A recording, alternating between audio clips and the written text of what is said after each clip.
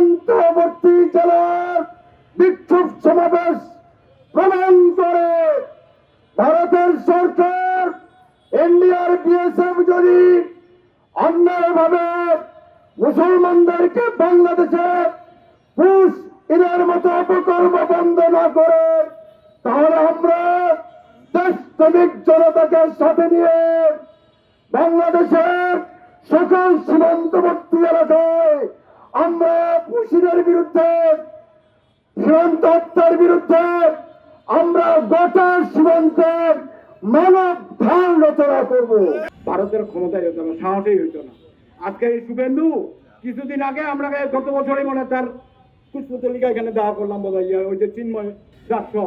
বাংলাদেশে আমাদের কিন্তু অসংখ্য ভারতীয় নাগরিক চাকরি করছেন, আপনারা সাবধান হয়ে যান। পঞ্চগড়েও আছেন, কিন্তু RSS এর সদস্য পঞ্চগড়েও কিন্তু আছেন।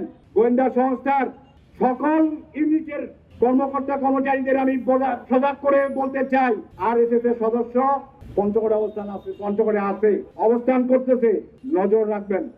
আমাদের সীমান্তে যারা এসেছেন, আমাদের সীমান্ত এলাকার যে জনতা পঞ্চগড়ে আমাদের এখন এই মিছিলে উপস্থিত হয়েছেন, এই ক্রিমিনালদেরকে রুখে দাঁড়াতে হবে ভাই।